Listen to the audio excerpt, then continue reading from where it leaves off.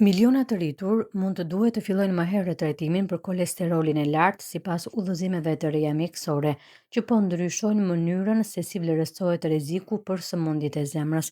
Në një dokument të përditësuar nga Kolegji Amerikan i Kardiologjisë dhe Shoqata Amerikane e Zemrës, ekspertët theksojnë se nuk duhet pritur deri në moshë të avancuar për të ndërhyrë.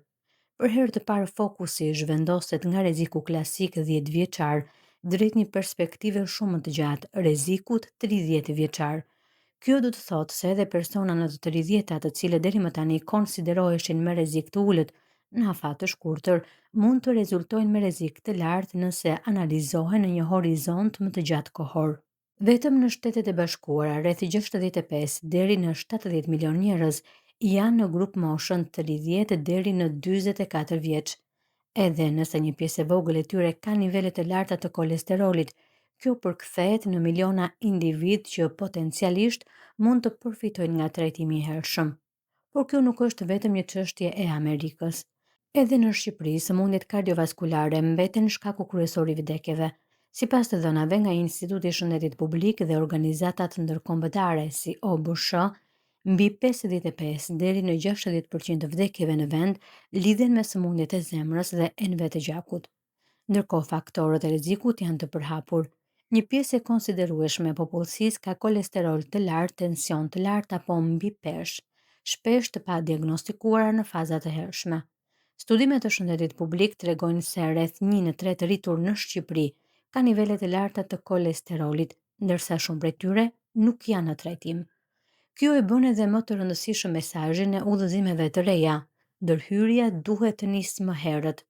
Sipas rekomandimeve të fundit, terapia me statina, ndër ilaçet më të përdorura në botë për uljen e kolesterolit, mund të merret në konsideratë në moshën 30 vjeçare për persona me kolesterol, sidomos nëse kanë histori familjare të sëmundjeve të hershme të zemrës apo një rrezik të lartë afatgjat.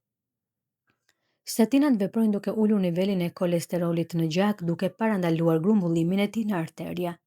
Me kalimin e kohës, ky grumbullim formon pllaka që ngushtojnë enët e gjakut dhe rrisin rrezikun për infarkt dhe goditje në tru. Ekspertët theksojnë se sa më gjatë të jetë një person i ekspozuar ndaj kolesterolit të lartë, aq më i madh është dëmi. Megjithatë, mjekët nënvizojnë se vendimi për të nisur terapi nuk është automatik.